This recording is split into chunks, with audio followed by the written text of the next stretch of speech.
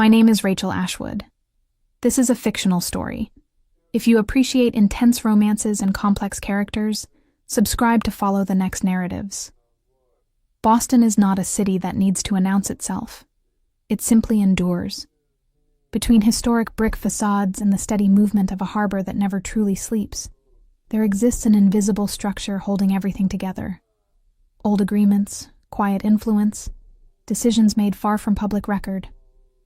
Some families do not appear in headlines, yet they shape outcomes with a precision that requires no applause. It was within that atmosphere that Riven Calloway Ashcroft built his reputation. Not through scandal, not through theatrical displays of authority. His power was never performative. It was structural. He led the way certain men are raised to lead, by understanding that stability is more effective than intimidation, and that silence, when sustained long enough, becomes its own language. At 38, he had consolidated a logistics empire extending across strategic ports, international contracts, and alliances that had outlived political administrations. It was never merely about money. It was about flow, about leverage, about knowing exactly where each piece stood before anyone else noticed the board had shifted. Riven was not impulsive. He did not react. He anticipated. Those who worked around him knew he rarely needed to repeat instructions. His leadership did not rely on visible fear, but on something far more difficult to challenge: consistency. For years, that was enough. The harbor thrived under his direction. Conflicts dissolved before escalating. Contracts moved with near-clinical efficiency. The city functioned, in part, because decisions were made in rooms few people even knew existed. And then something changed. Not in the structure of the port, but in him. Her name was Sable Corinne Whitlock. She entered his world not through confrontation, but through proposal. Not seeking power, not orbiting influence, but carrying blueprints for restoration. While he preserved control, she believed in renewal. While he managed continuity, she believed in evolution. They were not meant to collide romantically. They were meant to collide structurally. When Sable was hired to lead the coastal revitalization project affecting the historic harbor district, she expected bureaucratic resistance and cautious investors. What she did not expect was the man seated at the head of the table during the first strategic review meeting. He did not interrupt her presentation. He did not attempt to dominate the room. He listened. That, more than authority ever could, unsettled her. She was used to being challenged, used to being questioned, used to having to prove competence in rooms full of men who mistook calm for weakness. He did none of that. When he finally spoke, he asked 3 questions: direct, strategic, intelligent, and for the first time in years, she felt not dismissed, but evaluated, not as a threat, as an equal. That was how it began, not with passion, not with conflict, but with recognition. The harbor had always been the invisible heart of Boston. During the day, it appeared ordinary: trucks moving in and out, containers stacked in disciplined rows, workers following routines that seemed mechanical to anyone unfamiliar with the ecosystem. But beneath that surface, there was another layer. Not something openly illicit, something structural. A network of decisions, negotiations, recalibrations, and quiet alignments that ensured the entire system functioned without interruption. Riven did not need to be physically present every day for operations to run smoothly. The framework was solid. He had reinforced it over the years with a precision bordering on obsessive. Responsibilities were delegated, but oversight was never surrendered. Each sector maintained limited autonomy. Every significant shift passed, directly or indirectly, through his evaluation. That morning, he walked along the upper glass corridor overlooking the docks with measured calm. His pace was unhurried, not from indifference, but from control. Below, cranes rotated with calculated efficiency. Ships aligned against the pier like obedient sentinels. He observed it all the way, A strategist studies a board already arranged in his favor. His assistant spoke beside him, summarizing weekly reports, but his attention drifted elsewhere. The revitalization project. He had requested full access to Sable's technical studies after their first meeting, not out of suspicion, but necessity. No structural modification within his territory occurred without his understanding its full implications. Back in his office, he closed the door and reopened the digital files. He read carefully, not searching for superficial errors, searching for weaknesses that might compromise the larger framework. He found none. That unsettled him more than a flaw would have. She was thorough. Logistical contingencies had been considered. Temporary commercial corridors were mapped. Financial absorption margins were calculated with conservative realism. She was not an idealist detached from operational reality. She was disciplined. He leaned back in his chair, fingers interlaced slowly. Competence was always more disruptive than incompetence. The unprepared require supervision. The capable require space. And space, within his domain, was never given lightly.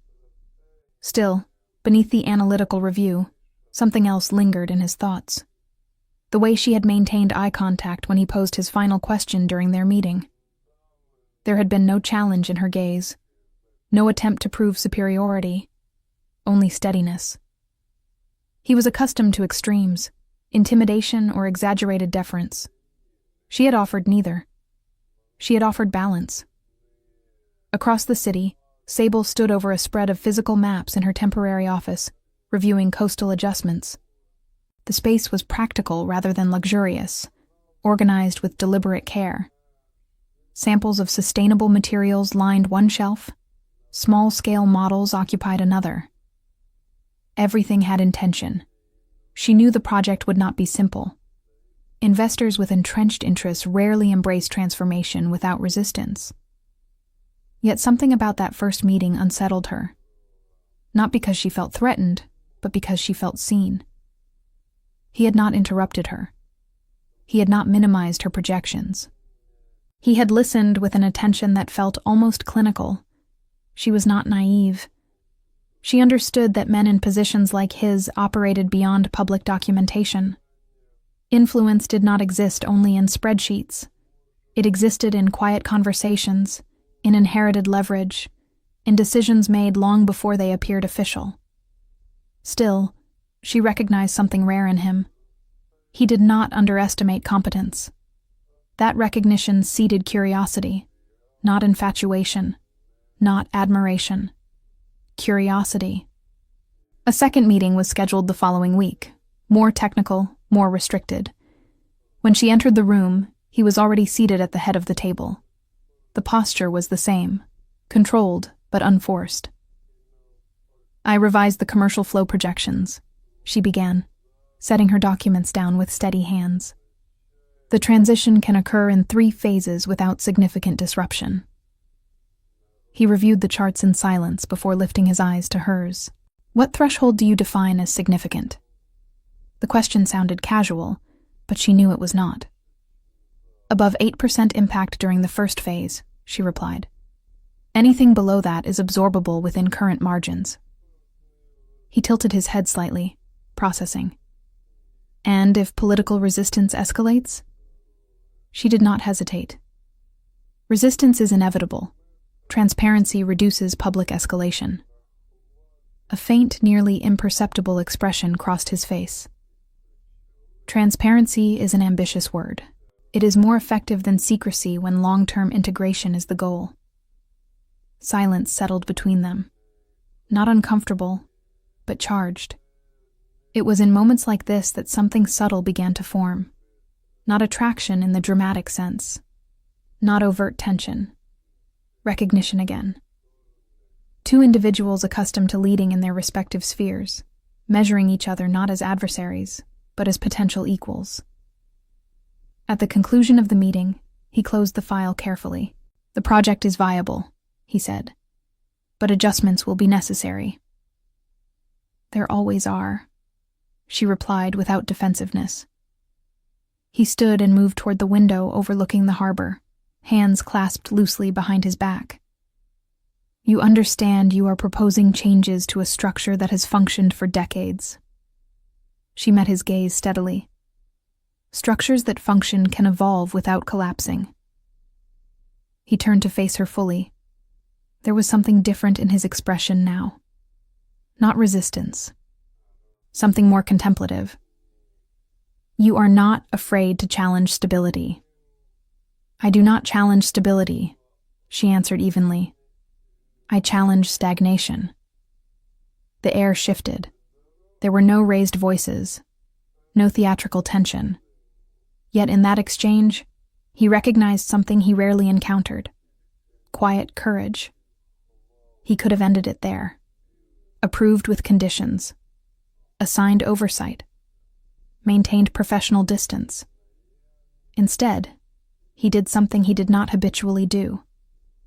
Have dinner with me tonight. The invitation was direct, not seductive, not strategic. She held his gaze for a moment longer than necessary. Is that part of the negotiation? No. A single word. Uncomplicated. All right, she said finally. But I choose the place. He nodded. Men who are secure in their authority do not need to control every variable. When she left the building that afternoon, her pulse was steadier than she expected, not intimidated, anticipatory. And as he remained alone in the conference room for a moment longer than usual, he acknowledged something he had not felt in years. Expectation. Not financial, not strategic, personal. And without either of them realizing it fully, that was the moment when territory began to shift, not geographically, but internally. The restaurant Sable chose carried no ostentation. It was discreet, softly lit, with tables spaced far enough apart to allow private conversation without artificial isolation. It was not the kind of place where businessmen closed multi-million-dollar deals. It was the kind of place where people actually listened to one another. When he arrived, punctual, as always, he found her already seated. She had selected a moderate wine, nothing excessive, nothing symbolic. He noticed the detail. She was not trying to impress him.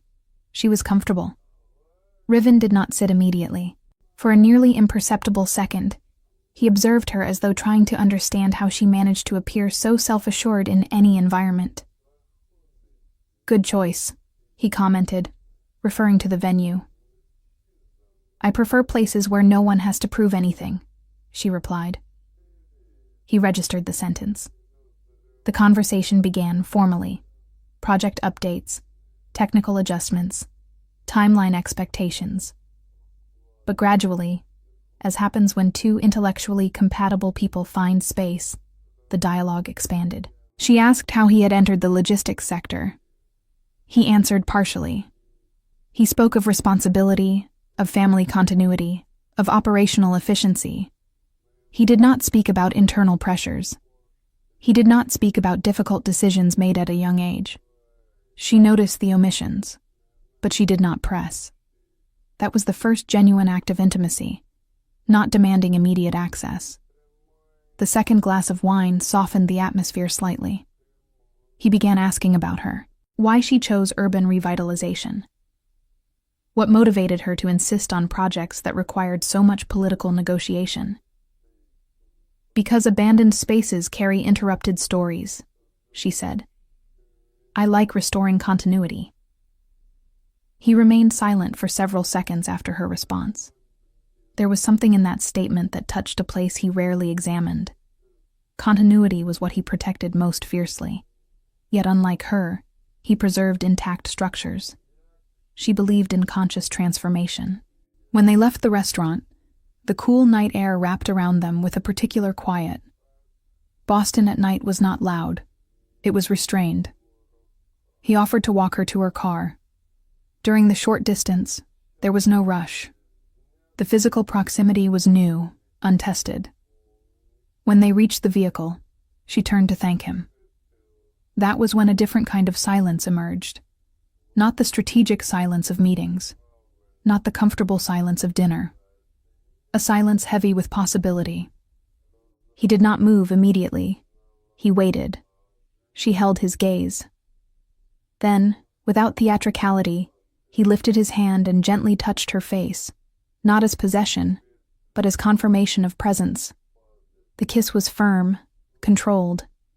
There was no desperate urgency. There was intention. He did not kiss to conquer.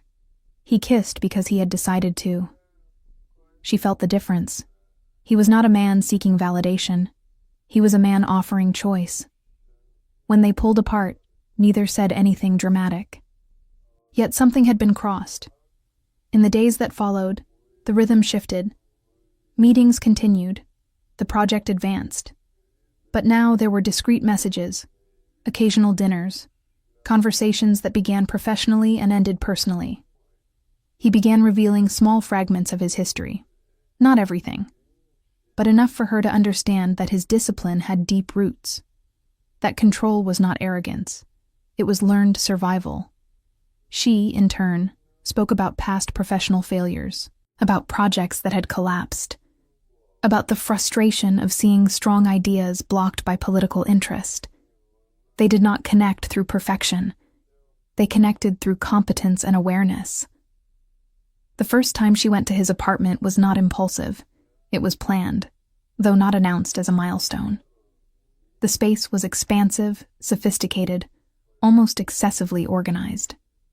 Everything appeared precisely placed. She noticed.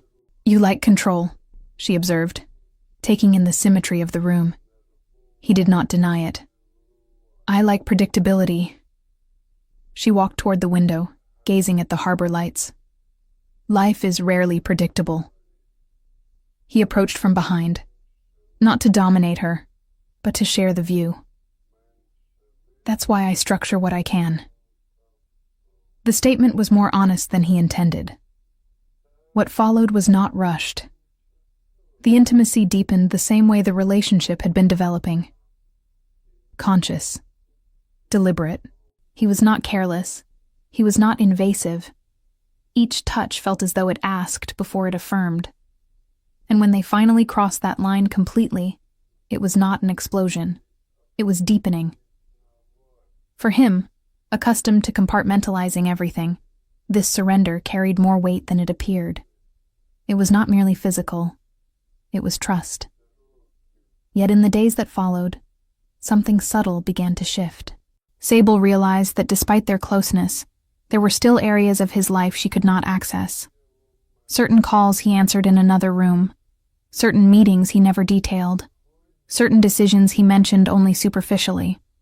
She was not naive. She understood that men in positions of power maintain reserves, but she began to question whether that reserve was strategic or emotional. And that question, at first silent, would become the beginning of the fissure that would divide their story in two. During the first weeks after they became truly close, Sable believed she was experiencing something rare, a relationship that did not need spectacle to feel intense. There were no games, no overt power struggles, no insecurity forcing either of them to measure every word. With him, things unfolded with a surprising naturalness, almost unsettling in its steadiness. Riven was not expansive, but he was consistent.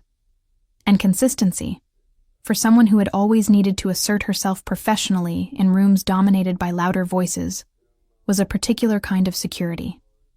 He did not promise. He followed through. If he said he would be there at 7, he arrived at 7. If he said he would call, he called. If he said he would review a document, he returned with detailed observations. There was comfort in that predictability, and perhaps that was why it took her time to realize that predictability is not the same as transparency. The shift was not abrupt. There was no single event that dramatically altered the atmosphere between them. It was something subtler, harder to name. A quiet awareness that, although she was part of his routine, she was not fully part of his life. One evening, while they were finishing dinner at his apartment after a long day of technical meetings, Sable casually mentioned a potential delay in the project timeline. He listened attentively, asked pertinent questions, suggested logistical alternatives with his usual precision. The conversation flowed easily. They even laughed at a particularly absurd bureaucratic hurdle involving municipal authorization. Everything seemed normal, until his phone vibrated on the table.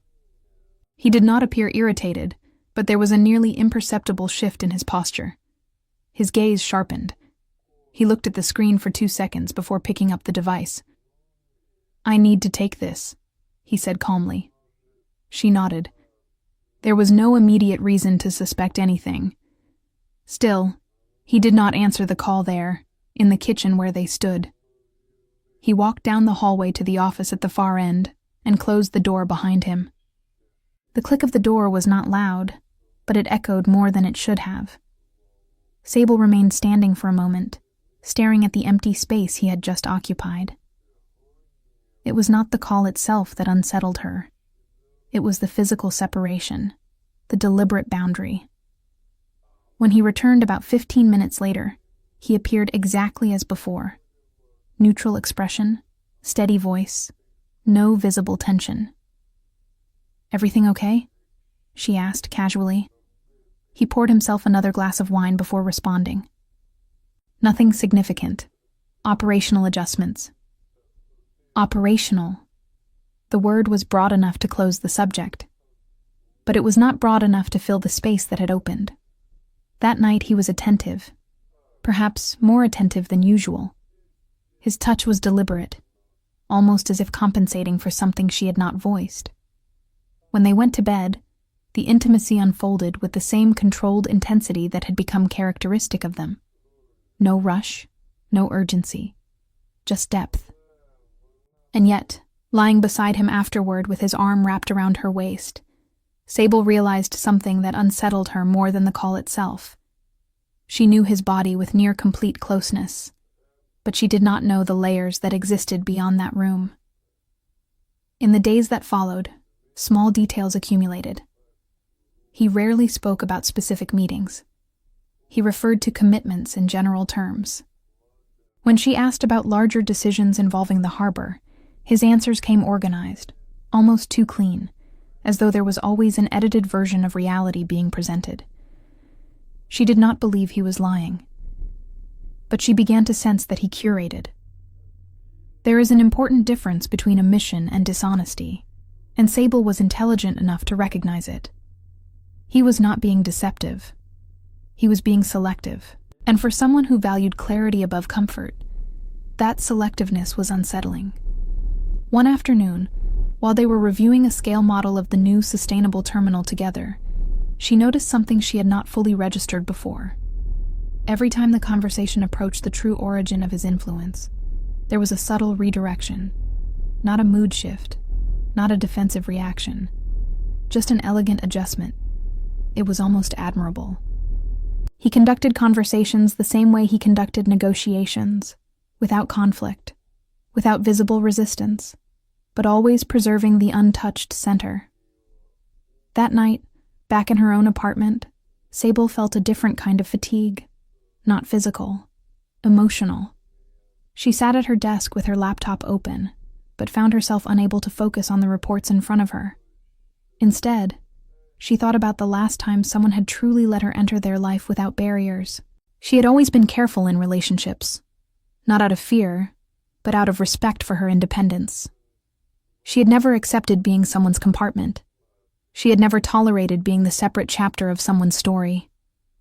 And now, for the first time in a long time, she realized she was beginning to love a man who might not know how to live any other way.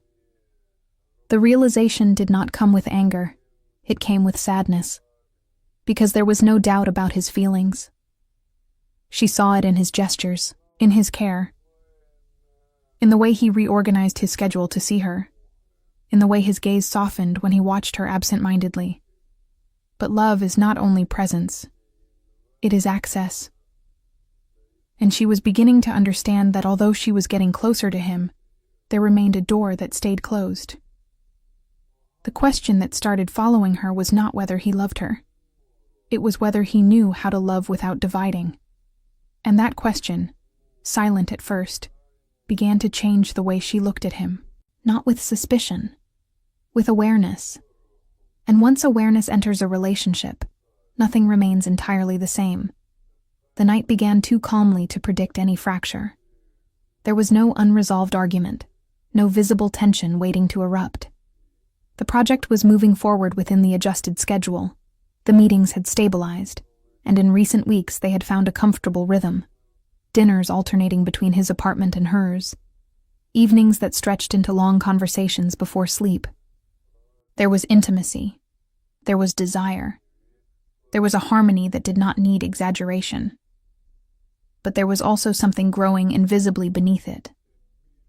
That night, the bedroom was lit only by the diffused glow of the city filtering through the windows. The harbor in the distance reflected golden points across dark water, and the air held that precise balance between cool and warm. They lay side by side, the quiet that follows closeness replacing any need for immediate words. Riven's arm rested around her waist, his hand steady against her skin with a pressure that felt instinctive rather than possessive. There was no claim in the gesture, only certainty. Sable rested her chin lightly against his chest, listening to the rhythm of a heartbeat that rarely seemed to accelerate. She knew he was controlled in nearly everything, including the way he felt. For several minutes they remained like that, breathing together, skin still warm. The world reduced to the space between them. She was the one who broke the silence. "You never take me into your whole world." The words came quietly, not accusatory, almost reflective. He did not move immediately, but the arm around her loosened slightly. "You're here," he replied, his voice equally low. She lifted her face to look at him. "I'm here, but that isn't everything." He held her gaze without irritation, without visible defensiveness, only attention. Sable inhaled before continuing. "I know your apartment. I know your touch. I know your routine with me. But I don't know the rest." The silence that followed was not uncomfortable. It was dense. He was accustomed to answering strategic questions, to negotiating, to structuring arguments. But this was not technical. It was emotional. "My world isn't simple," he said finally. "I didn't ask for simple." Her response was soft but firm. He looked away for a brief second, rare enough for her to notice. Riven did not look away. He sustained. He controlled. He held center. But now there was something he could not resolve with calculation. "Some things are structural," he continued. "They don't involve you." She placed her hand against his chest, feeling the subtle change in his heartbeat. "Not involving me isn't the same as hiding, is it?" The question did not carry suspicion. It carried vulnerability. He remained silent for a few seconds too long, because the truth was uncomfortable. He did not conceal out of distrust. He concealed out of habit, out of protection, out of years, learning that sharing information meant sharing power, and sharing power always carried cost. "I'm not protecting you from me," he said, with a trace of defensiveness beneath the honesty. "I know," she replied. "But maybe you're protecting yourself from me." That struck differently. He furrowed his brow slightly, not in irritation but in processing. "What do you mean?" She exhaled before answering, as though organizing thoughts that had been growing for days. "I feel like you let me in up to a certain point, and then there's this invisible line, as if you could love me, as long as I don't cross the boundary you drew long before you met me." The words were not harsh. They were precise. He sat up slowly, running a hand across his face in a gesture that was not escape but internal recalibration. She sat up as well, pulling the sheet around herself, not from modesty, but instinct. "I don't divide what I built easily," he said, finally meeting her eyes. "Not because you don't deserve it, but because I learned that certain doors, once opened, can't be closed." "And that scares you?" The question was barely above a whisper. He took longer to answer than usual. And his silence this time was answer enough. Sable felt something tighten in her chest. It wasn't rejection. It was recognition. She reached for his face gently. I don't want to control what you built. I don't want to invade your space. I just don't want to be a separate compartment of your life. He closed his eyes briefly at her touch. Their physical intimacy was deep. But this conversation was moving beyond skin. I don't know how to do it differently, he admitted quietly. The honesty was raw. Not arrogance, not excuse, limitation. And that hurt more than confrontation would have. She stayed there for a moment, absorbing the weight of what he had said. He was not refusing. He simply did not know how to integrate. And loving someone who does not know how to integrate is like loving a house with doors locked from the inside. She pressed her forehead against his. I don't need you to change everything right now, she said softly. But I need to know you want to. He held her face in both hands, his gaze intense but less invulnerable than she had ever seen it. I want you. The words were true, but not complete. She felt the difference, and for the first time, a small distance formed within the closeness. There was no fight, no tears, no rupture that night. But something had been spoken that could not be forgotten. And when two people cross physical intimacy before structural intimacy, every silence afterward weighs more. The next morning, he left early for an important meeting. He kissed her before leaving, as he always did, steady, deliberate. But when the door closed behind him, Sable remained standing in the middle of the room for several seconds. Loving someone is not difficult. What is difficult is loving someone who has not yet learned how to open his world. And without him realizing it, that delicate conversation had begun the irreversible process of the fracture to come. Not because there was no feeling, but because feeling alone is not enough. The invitation arrived on an ordinary afternoon. Sable was at the office reviewing environmental adjustments when she received an official notification from the municipal council. An early public hearing would be held to discuss Phase 2 of the harbor revitalization. The meeting had not been scheduled for that month. The original timeline allowed 3 more weeks of technical analysis before any public exposure. It was unusual. She opened the attachment. The hearing had been requested by a group of local businessmen citing concerns regarding the commercial restructuring of the historic district. Local businessmen. She immediately recognized 2 of the names. Both were connected, directly or indirectly, to traditional harbor logistics operations. A subtle tightening formed in her stomach. Opposition was expected. The timing was not. She called Riven that same afternoon. He answered on the second ring. Did you see the hearing notice? She asked, keeping her tone steady. There was a pause, brief but noticeable. I did. She closed her eyes for a second. Did you already know this was going to happen? Silence. Not unprepared silence. Calculated silence. It was a possibility, he replied. The answer was too clean. A possibility or a movement you were already tracking? He exhaled slowly on the other end of the line. I was monitoring the movement. That landed differently. And you didn't think it was relevant to tell me? There was no accusation in her voice, only disbelief. I wanted to assess it before bringing it to you. I didn't want to create unnecessary tension. She stood up, moving away from her desk. Unnecessary tension? Riven. It's my project that's being questioned. And it's protected. The word came firm. Protected. She felt the meaning behind it. Protected by whom? Another pause. By me. And in that moment, something aligned in a way that felt uncomfortable. She had always known he held influence. But now she realized she was not simply negotiating with investors. She was operating within a network he controlled. You've already spoken to them, haven't you?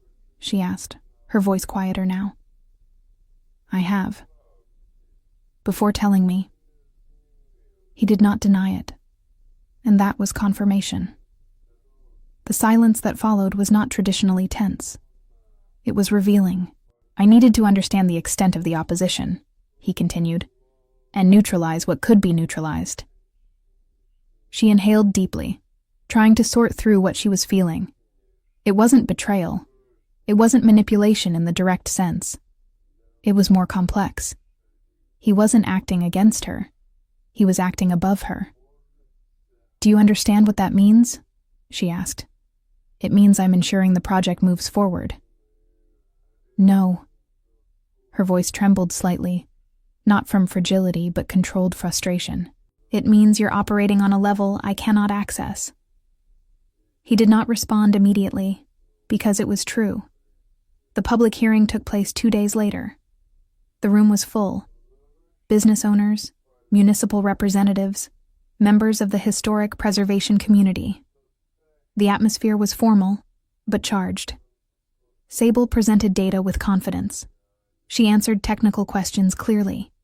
She sustained her arguments with composure. Then one of the businessmen raised concerns regarding indirect contracts and undeclared private interests. The comment felt rehearsed. She responded transparently. But she sensed something in the room. The more aggressive questions never landed directly. They were redirected, diffused, softened before escalating. Riven was present, seated several rows behind her. He did not speak.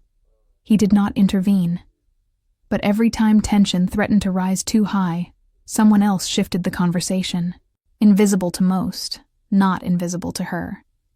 He was moving pieces. When the hearing ended, the project remained intact.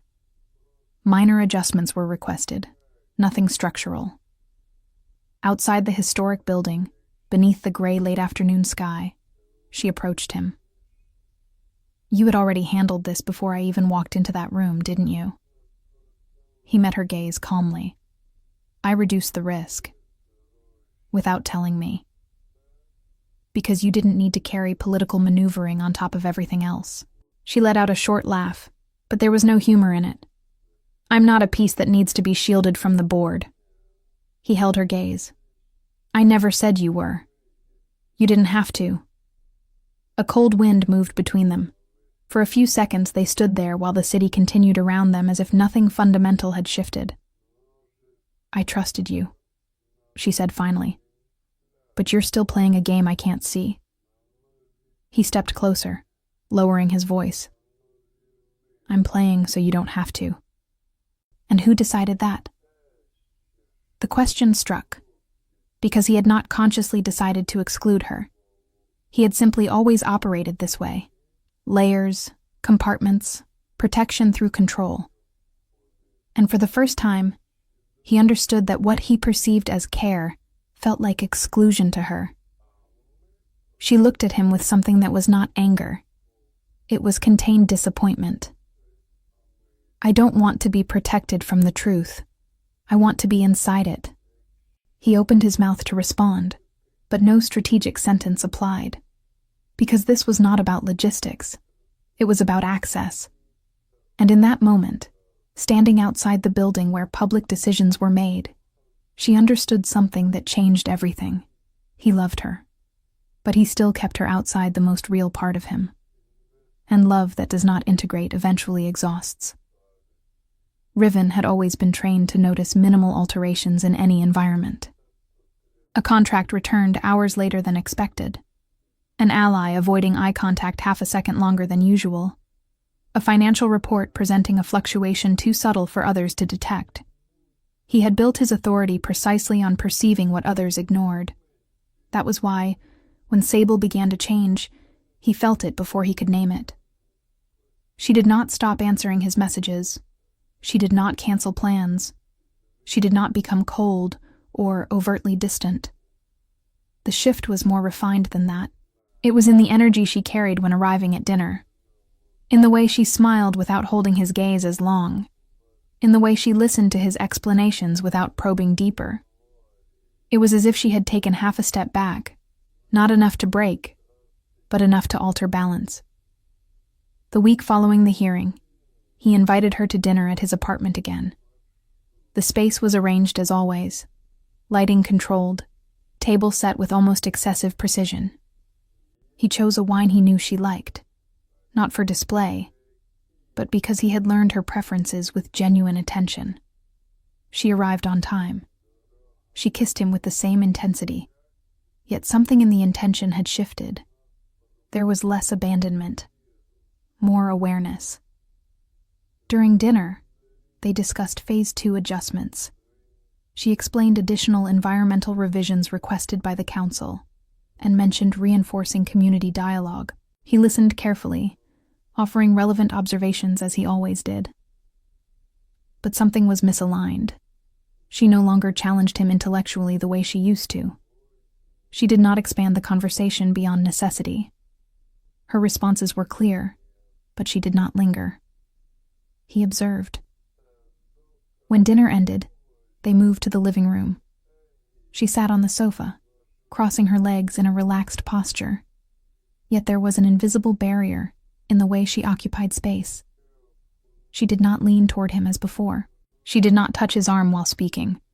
Small gestures had been withdrawn. Riven sat beside her, leaving a space that had not existed before. "You're different," he said, not accusing, simply stating. She turned to him calmly. "Different how?" He took a few seconds before answering, because he was not accustomed to analyzing emotions with the same objectivity he applied to contracts. "More cautious." She held his gaze long enough for him to understand the answer mattered. "Maybe I'm just understanding things better." The sentence carried no aggression, but depth. He felt its weight. "What exactly are you understanding?" he asked, voice steady. Sable inhaled before responding, as though organizing thoughts that had matured over days. "That you solve problems before they reach me. That you articulate decisions without including me. That there's a world operating around me that I can't access, even when I'm standing beside you." He leaned forward slightly, forearms resting on his thighs, posture less dominant, more reflective. "I do that so you don't have to carry what isn't your responsibility." She gave a faint, almost sad smile. "And who decided what is or isn't my responsibility?" The question was not meant to confront. It was meant to illuminate. He remained silent longer than intended. For the first time, he recognized that his instinct to protect might be interpreted as exclusion. Not because she was incapable, but because he had never learned to operate differently. Since youth, he had been taught that leadership requires isolation, that complex decisions are not to be shared carelessly, that vulnerability carries cost. Loving someone, however, demands the opposite. "Do you think I don't trust you?" he asked. She took time before answering. "I think you trust me up to the point where it doesn't threaten the structure you built to survive." The sentence struck something he was not prepared to examine so soon. He had always believed survival and leadership were extensions of one another. He had never separated the two. He had never questioned whether the discipline that kept him strong also kept him closed. "I'm not trying to keep you outside," he said finally. "I know," she replied softly but firmly. "That's what makes it harder." He frowned slightly, confused. "Harder why?" She moved a few inches closer, enough to narrow space but not eliminate it. "Because you're not doing it out of malice. You're doing it out of habit. And habits are harder to change than decisions." He felt something unfamiliar move through him. Not irritation, not resistance, recognition. At that moment, he realized the distance forming between them was not due to absence of love. It was the consequence of an emotional structure he had never needed to revise. "You're pulling away from me," he said, less calculated now. She did not deny it. "I'm trying to understand if there's real space for me in your entire life, not just in the parts you allow." The silence that followed was not empty. It was transformative. He could have reacted the way he reacted to risks, tightening control, offering surface assurances, promising minimal adjustments. But he understood none of that would suffice. Because what was at stake was not a project. It was the possibility of being whole with someone for the first time. "I don't know how to do this perfectly," he admitted, the honesty almost uncomfortable. She observed the subtle shift in him. "I don't need perfection," she said. "I need real intention." The word intention settled heavily. He understood intention in contracts, in alliances, in negotiations. Emotional intention required something not documented in any internal manual. That night, intimacy happened again, but differently. Not less desire, not less connection, but layered with awareness. Every touch carried a silent question. Is this enough? After she fell asleep, he remained awake longer than he would admit. Watching the outline of her face in the dim city light, he realized something with a clarity he had never allowed himself. He had built an empire to protect what mattered. Yet he had never allowed himself to love anything outside of it. He did not want to lose her, but he did not yet know how to stop living in compartments, and that silent tension was the beginning of the true crisis. Sable's withdrawal did not manifest as an obvious rupture, but as a quiet reorganization of her presence. She did not stop answering his calls, did not become cold, did not cancel plans abruptly. What changed was the intensity with which she occupied space beside him. It was as if she had pulled part of herself inward, into a private territory he could no longer access as easily.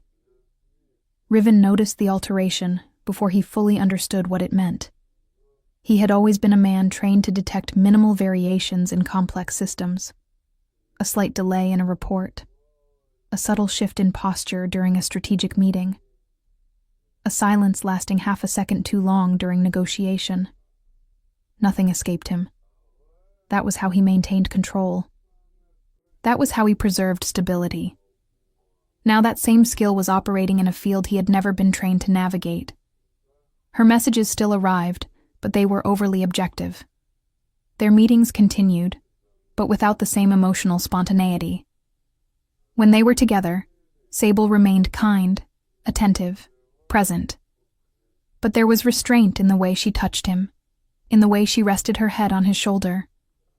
It was not rejection. It was preservation. He felt the difference in her gaze. Before, there had been curiosity and surrender in the way she looked at him, a willingness to step fully into whatever space he allowed. Now there was evaluation, not judgment, awareness. She seemed to be measuring her own permanence. That week, he invited her to dinner again, but she suggested a shorter meeting, explaining that she needed to review technical adjustments for the next phase of the project. The reason was legitimate. Still, he sensed that behind the full schedule was a decision taking shape. In his apartment, the silence between them was not uncomfortable, but it carried something unnamed. He observed every movement she made, as if analyzing a variable that had shifted from its usual pattern. She spoke about environmental reports and community engagement strategies after the public hearing, and he responded with genuine attention. Yet beneath the surface, another thought persisted. When did she begin to step back? The answer lay in the sequence of events he had handled as naturally strategic. He acted behind the scenes before the hearing, because that was how he always functioned. He anticipated conflict, neutralized resistance, reduced risk. To him, that was care. That was efficiency. That was protection. But for someone who valued transparency as principle, it felt different. Later that night, after she left earlier than usual, he stood alone in front of the wide living room window. The harbor stretched before him with its familiar precision, lights reflecting in orderly lines across dark water. For years, that view symbolized control, continuity, territory under disciplined governance. Now, for the first time, it felt insufficient. He mentally revisited the conversation in bed, when she told him she did not want to be a separate compartment in his life. At the time, he believed admitting he did not know how to operate differently was enough vulnerability. He now understood that acknowledging limitation is not the same as transforming it. What was pushing her away was not lack of love. He saw love in her gestures, in the way she still showed up, in the way she still looked at him with depth. What was pushing her away was the awareness that he continued to operate with internal doors closed. He had always believed that dividing information strategically meant preserving strength.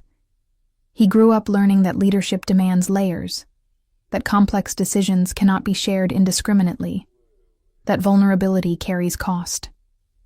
His identity was built around that logic. To be whole meant to be solid, not transparent. But loving someone requires a different definition of wholeness. For the first time, he questioned whether the structure that kept him strong also kept him isolated, and whether that isolation, once functional, was now threatening the only relationship that had ever forced him to examine his own pattern. The following morning, during a strategic meeting involving international harbor contracts, he caught himself distracted by a thought that had never intruded before. If she were sitting at that table, what would she see? What questions would she ask? What blind spots would she challenge? The idea of including her in that environment produced two simultaneous reactions within him: resistance and relief. Resistance, because opening that space would mean breaking a habit reinforced over decades. Relief, because at some level he knew the silent exclusion was what was pushing her out. That afternoon, he received a message from her explaining that she would spend the next few days focused on on-site inspections and might not be available before the end of the week. The message was polite, professional, respectful. But he read what was not written. She was creating enough distance not to disappear into something incomplete. And in that moment, Riven understood something he had never allowed himself to articulate clearly. If he continued operating as he always had, he would not lose her for lack of love. He would lose her for excess control. The rupture had not been declared, but it had been drawn. And for the first time in many years, he found himself facing a decision that could not be resolved through calculation alone. He would have to choose between preserving his internal structure intact or allowing someone to enter it entirely. Riven had never waited for collapse before acting. That was one of the reasons his empire had remained stable for so many years. He did not respond to crises. He anticipated them. He learned early that waiting for a problem to fully manifest was a sign of administrative weakness. Anticipation was preservation of power. That same instinct began to operate now, but for the first time in a territory that could not be measured in reports. Her distance was still discreet. To any external observer, nothing seemed wrong. They still met. They still spoke. There was still respect and affection. And yet, the emotional intensity had been withdrawn. He recognized that with the same precision, he would identify a minimal flaw in a multi-million-dollar contract. Sable was not leaving abruptly. She was preparing not to lose herself. That realization struck him with uncomfortable clarity, one silent evening while reviewing documents in his office. The work lay organized before him in meticulous stacks, but his attention would not remain on clauses. His mind returned to the conversation in bed, when she said she did not want to be a compartment. It returned to the public hearing, when he saw in her eyes that the problem was not external opposition, but the invisible layer he kept beyond her reach. He had always believed protection meant absorbing conflict before it touched those beside him. Now he began to see that doing so without including her communicated something else, that she was not part of the core structure. And that was precisely what she would not accept. The following morning, he canceled 2 secondary meetings and kept only one he considered unavoidable. It was not common for him to alter his schedule for personal matters. He did not mix spheres. He never had. Until now. He called her mid-afternoon. She answered after a few rings, her voice steady. "Is everything all right?" "I need to talk to you," he said, without detour but without rigidity. There was a small pause on the other end. "About the project?" "About us." The silence that followed was not surprise. It was confirmation. They agreed to meet at her apartment that night. He arrived without hurry, but with clarity of intention. He did not carry flowers. He did not carry theatrical gesture. He carried something more difficult: willingness to change. She opened the door, and for the first time since the distance began, he saw that she was emotionally prepared to hear something definitive, whatever it might be. They sat facing each other in the living room. The lighting was soft, but sufficient. Nothing was hidden. He did not occupy the space with dominance. He leaned slightly forward, forearms resting on his knees, as someone who was not there to command, but to speak truthfully. "I realized," he began, his voice controlled but less guarded than usual, "that you're stepping back before you have to do it officially." She did not look away. "I'm trying not to hurt myself waiting for something you might not know how to give." Her honesty was not accusatory. It was clear. He nodded slowly. "I've always believed that maintaining control was the best way to protect what matters. And I did that with you. I anticipated conflicts, negotiated behind the scenes, reduced risks without consulting you. Not because I doubted your capability, but because that's the only way I learned to operate." She listened without interruption. "But I understand now that in doing that, I kept you outside the most real part of my life. And you don't want a partial place." She inhaled deeply, still silent. "If I continue like this, I won't lose you for lack of love. I'll lose you for lack of integration." He chose the word deliberately. Sable felt its weight. "What are you saying?" she asked carefully. He met her eyes directly. "There's a meeting tomorrow night, a gathering I have never shared with anyone outside my inner circle. I want you there." She remained quiet for several seconds, evaluating not the invitation, but its meaning. "You understand what that represents?" she asked. "It represents opening something I've always kept closed. And are you ready for that?"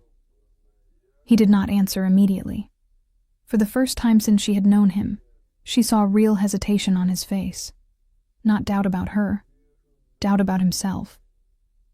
"Not completely," he admitted. "But I'm ready to learn." That changed the atmosphere between them. It was not control, not dominance, humility. She stood slowly and walked toward the window, absorbing the weight of what he had proposed. If she accepted, she would be entering the center of his structure.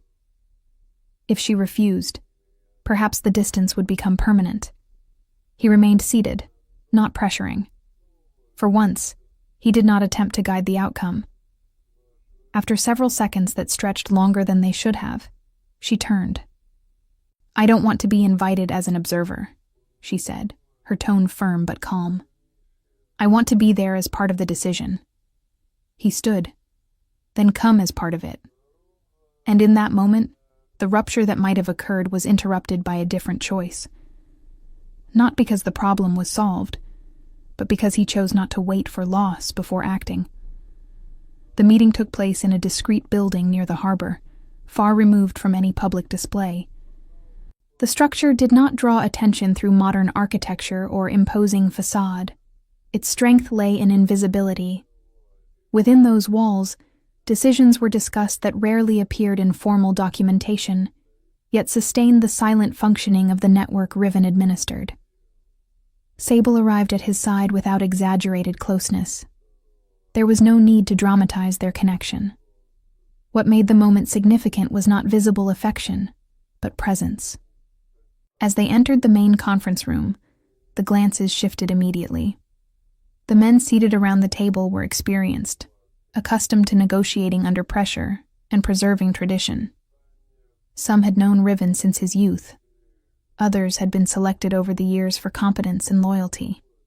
None of them were accustomed to seeing him accompanied. The initial silence was brief, but heavy. He did not ask permission to introduce her. He did not justify her presence as a technical observer. He walked to the head of the table, waited for everyone to settle, and spoke with the same composure he used in any strategic decision. Before we begin, I need to clarify that from this point forward, certain discussions regarding the harbor restructuring will be conducted with full internal transparency.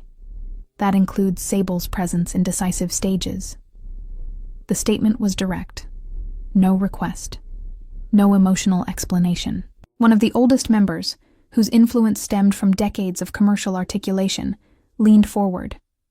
"With all due respect," he began, "internal decisions have always been handled within this circle. Expanding access creates precedents that are difficult to control." Riven held his gaze without raising his voice. "I am responsible for controlling precedents." Another member intervened, this one more diplomatic in tone. "This isn't about questioning your authority. It's about preserving the method that kept us stable." Sable remained silent, observing not only the words, but the dynamics. She did not shrink. She did not avoid eye contact, nor did she attempt to assert herself prematurely. Riven placed his hands on the table. "The method that kept us stable has also made us rigid. We're entering a phase of structural integration with public policy and sustainable development. Maintaining isolated layers weakens adaptation." The argument was strategic.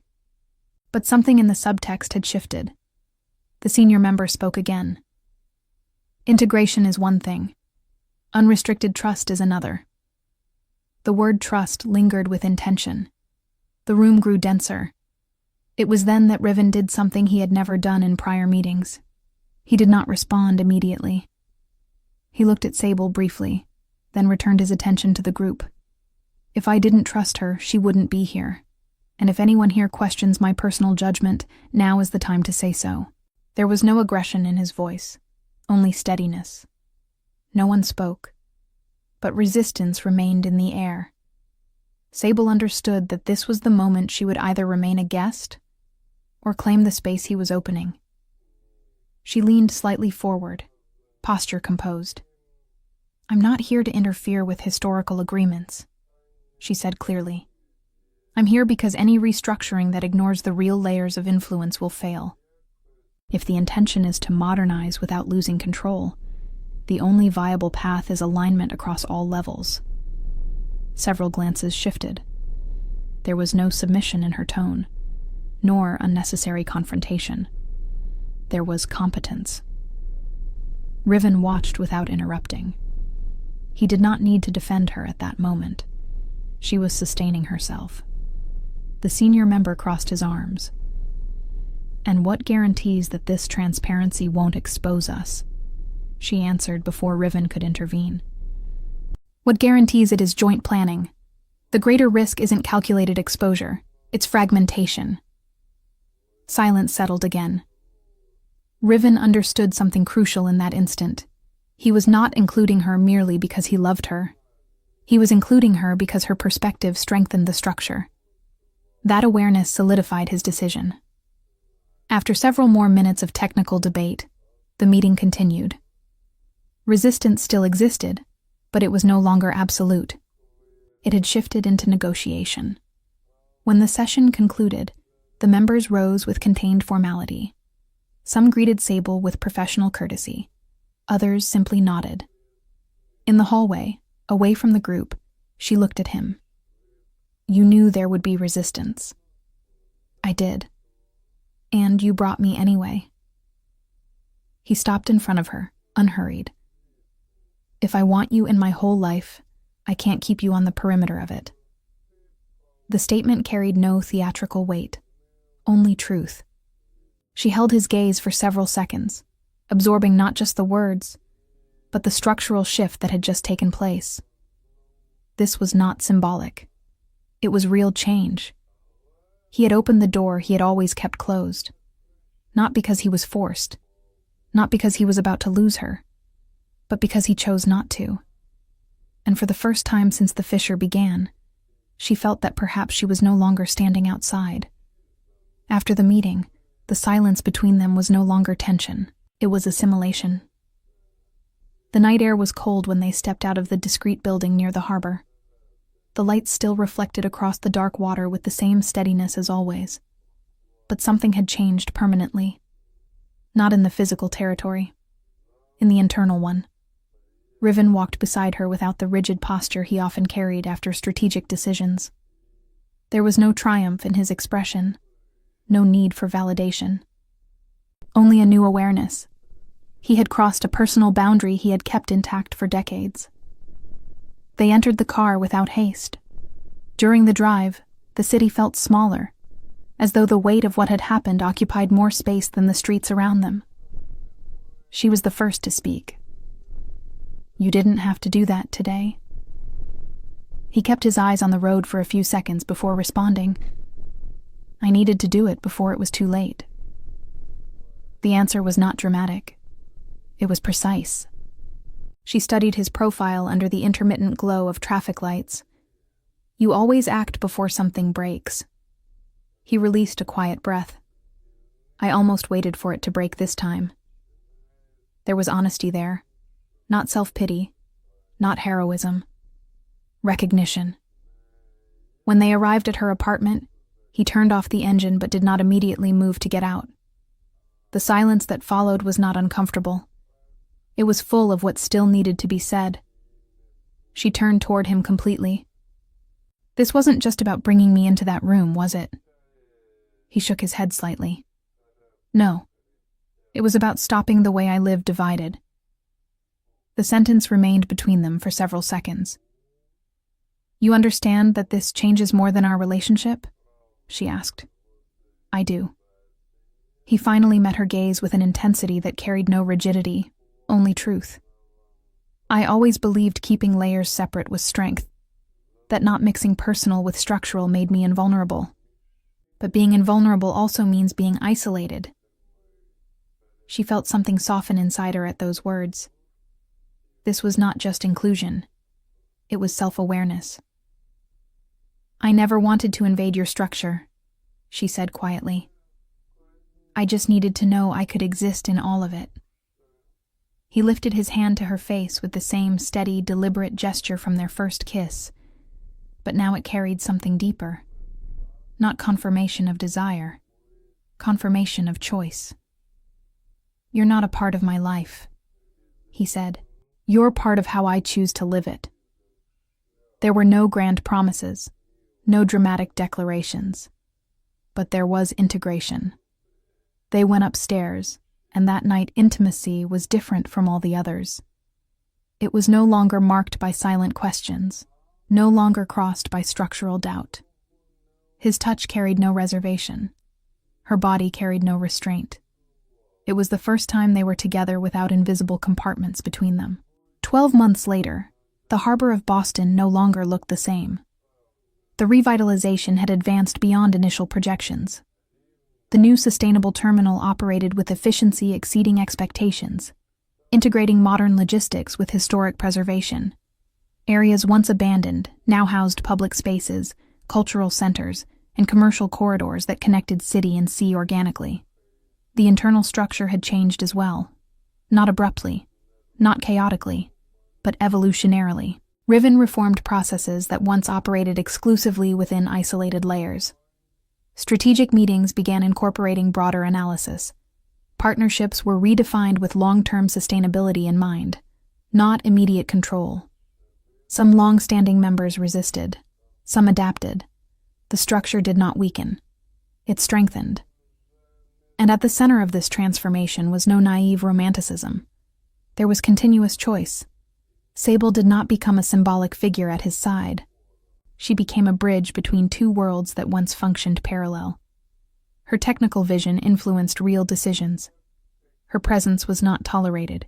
It was considered. At a public event marking the official completion of Phase 2 of the project, they stood side by side before the revitalized terminal. There was no exaggeration in their posture, no need to prove unity. But when he was invited to speak, something shifted in his usual pattern. He always delivered speeches alone. This time, he concluded while looking at her. Structures remain relevant only when they are capable of evolving, he said calmly. And evolution requires the courage to integrate what once seemed separate. He did not mention love. He did not mention relationship. But those who knew his history understood. When he stepped down from the stage, he did not leave her a few steps behind, as formal protocol might suggest. He walked beside her, aligned. Later, away from the event, seated once again before the harbor view that had always symbolized control, he pulled her close with a naturalness that required no public affirmation. "I'm still learning," he said quietly. She smiled. "Learning isn't weakness. It's choice," he corrected. She rested her head against his shoulder, and for the first time since the beginning of their story, there were no invisible doors between them. He was still the man who led with steadiness, still the strategist, still the guardian of a complex empire. But he no longer lived divided, and perhaps that was the only transformation that truly mattered. Thank you for listening to this story. If you stayed until the end, it means you allowed these characters to live with you for a while, and that matters more than you think. Stories only breathe when someone is willing to feel them. I hope you found something real here, something steady, something that lingers. Until the next story.